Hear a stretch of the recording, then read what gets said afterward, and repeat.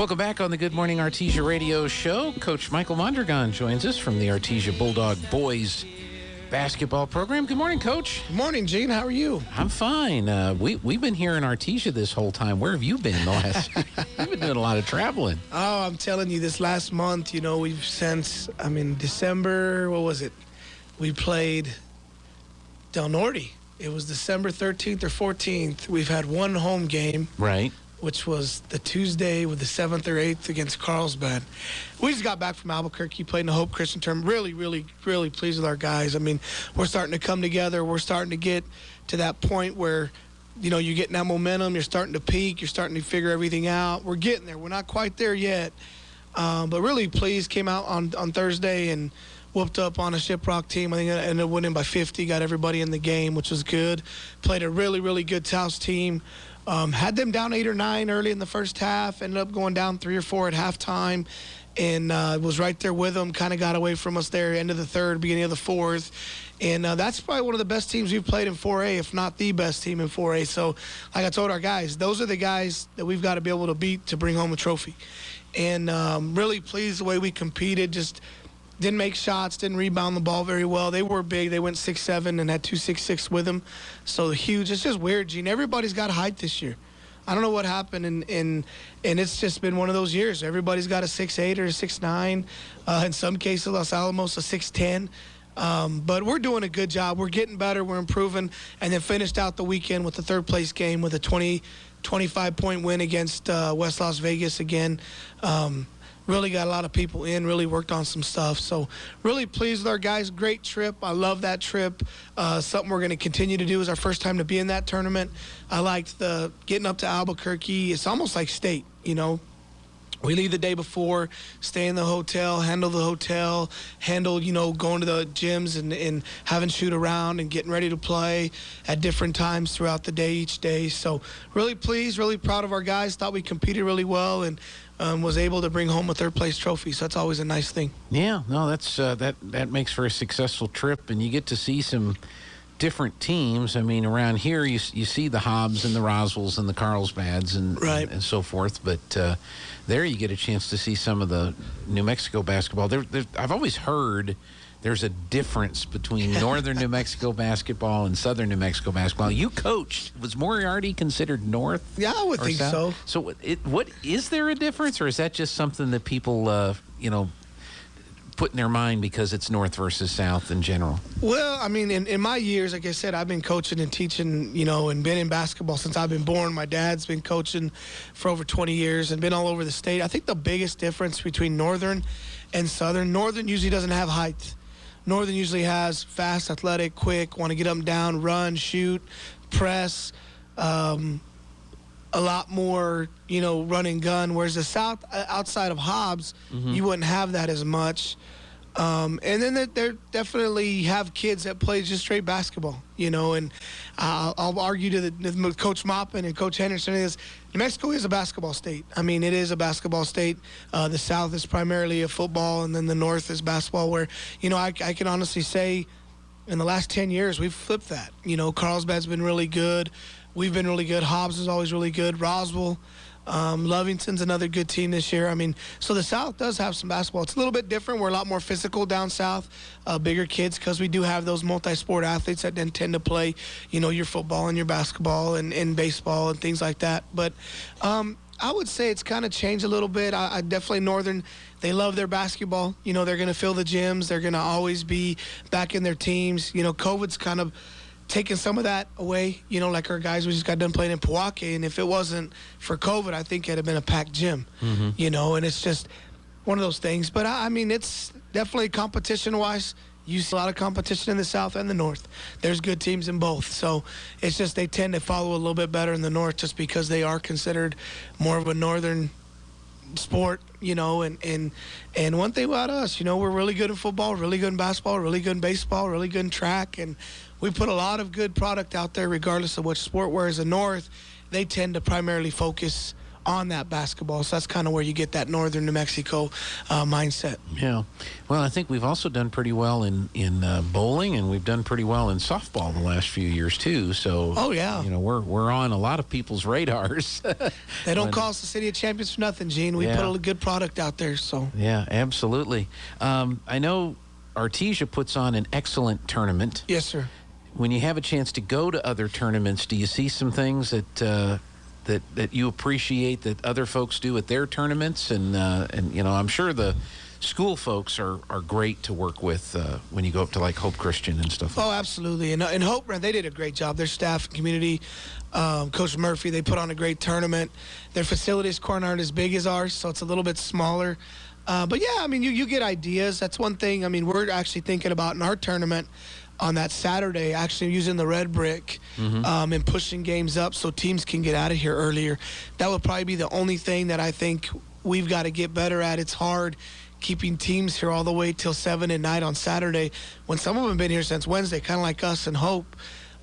We left Wednesday afternoon. So that's one thing we're looking at doing. I'm going to sit down with Coach Hotley and Coach Henderson and really see if we can make that work and kind of run both gyms in the morning and then maybe have the championship at 3 where we play at 3 o'clock instead of going all the way till 7:30. It's just harder on teams, especially hotels. It's hard to get a hotel to keep you in your hotel room until, you don't play till 7. Checkouts at 11.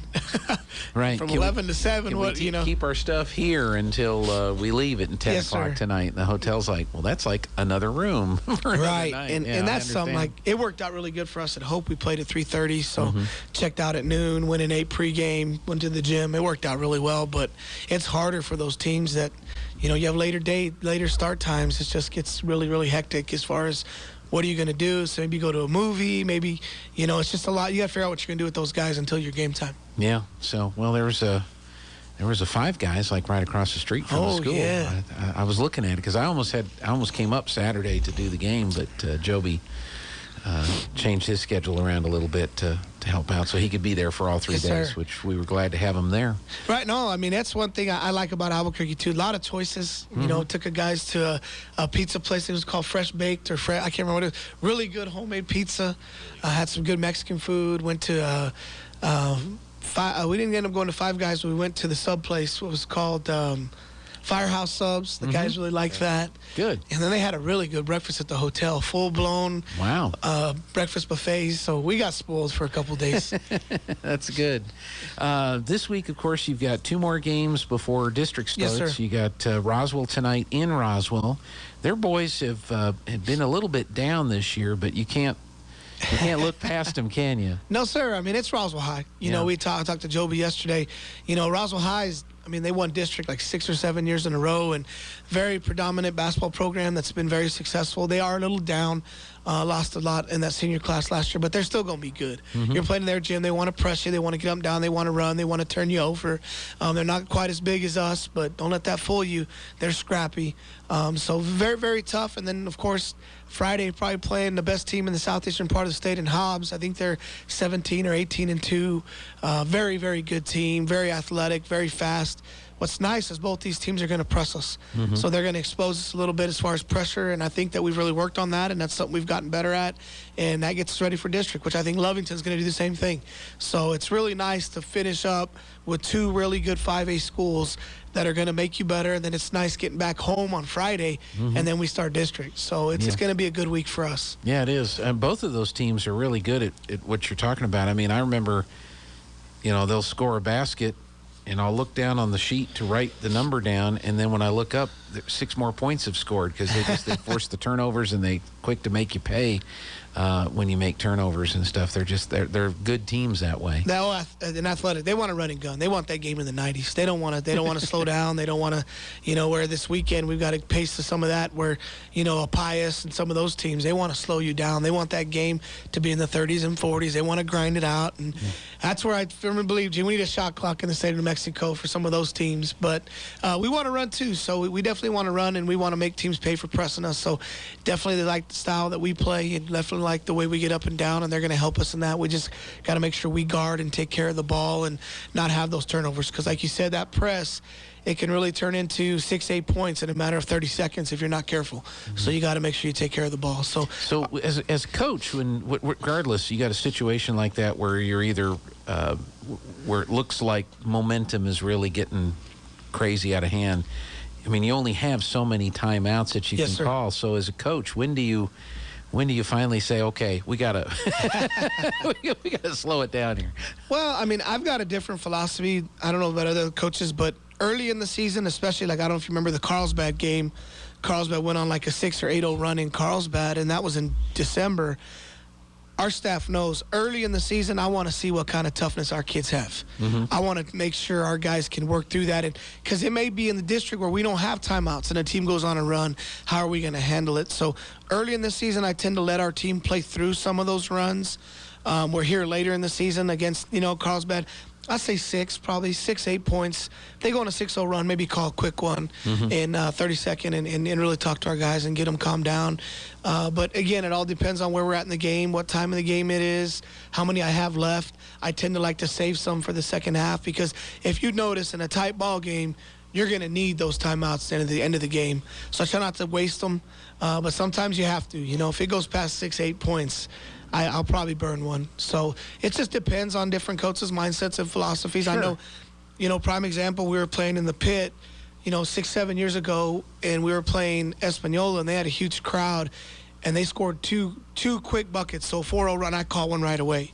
And that was just to calm our guys down and really chew them and really challenge them. And so, again, at different parts of the game, different parts of the season, who are you playing, where are you at, and all that comes in perspective as far as that's concerned. I know it's football, but don't you think Dak Prescott wished he had one more? Hey, how about them Niners, G? I know you were going to say that. I'm a Niner fan. I told you they were going to get them, man. I told them. But no, I mean, I just felt, at the end of the day, the game plan for the 49ers was really good. They handled, they ran the ball extremely well, and Dallas had a couple mistakes early, kind of got behind momentum-wise, and then kind of got momentum. And I was glad the clock ran out, because who knows right there? They have 6-8 more seconds. They might go down and score and beat us. Oh, so. Yeah.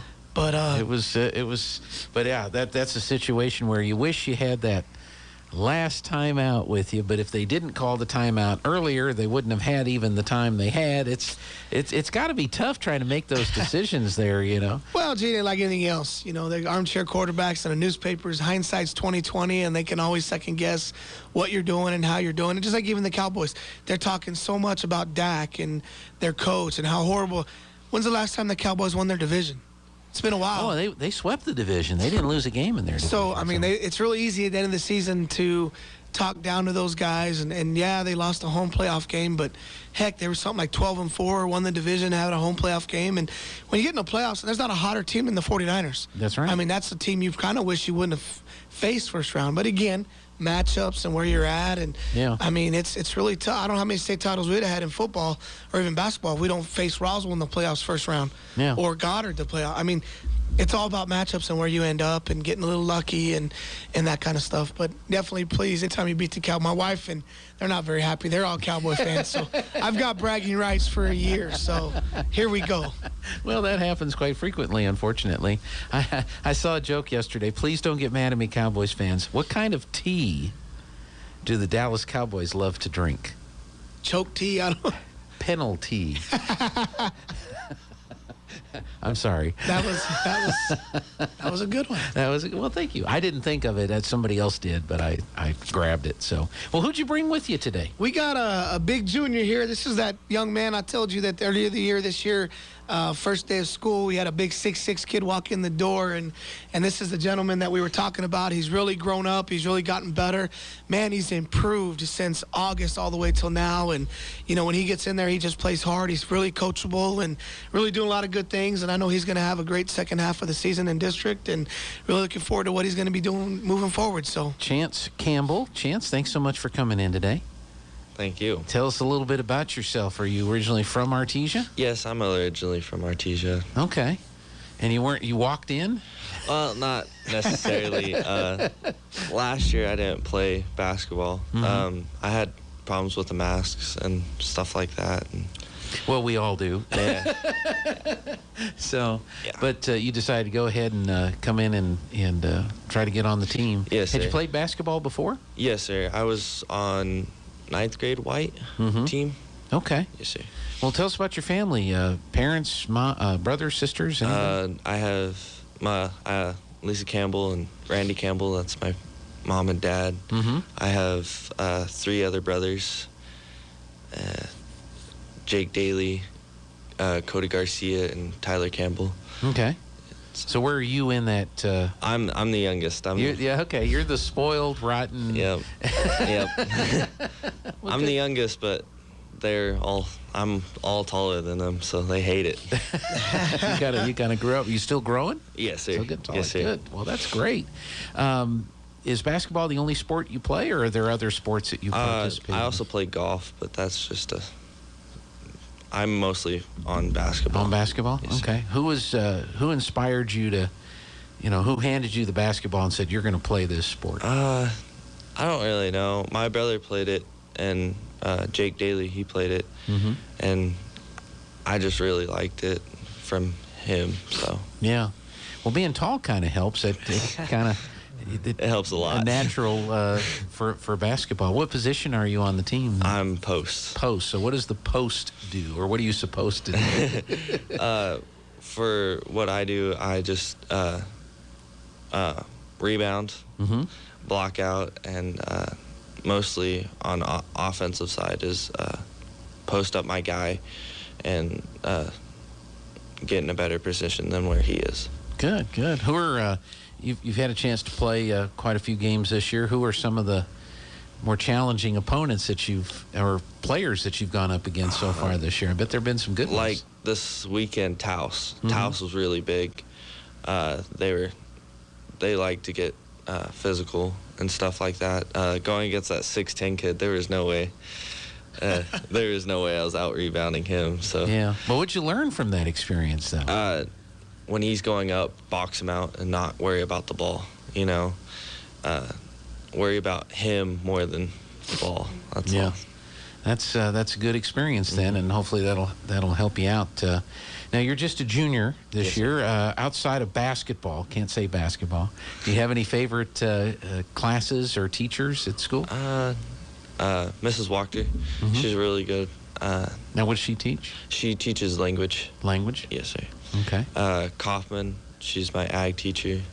And Barley, she was a former teacher of mine, but she was language also. Language. Yes, sir. Excellent. Are there any classes that, if you had your choice, you'd just rather not mess with? Math. sorry, coach. Sorry, coach. You're not going to get much playing time tonight. Yeah. No, I'm just kidding. So, yeah, math can be. I was really glad when they invented the calculator. That really, I can do Slide math rule, now. baby. Slide rule. Abacus. That's even old school, Gene. I have no idea. Fingers how and that toes, baby. works. we can do that. Well, that's cool. When you're not practicing or studying or whatever, are there some activities you like to take part in outside of school? Hunting and fishing and stuff like that. Okay. What hunting season is your favorite? Yes, sir.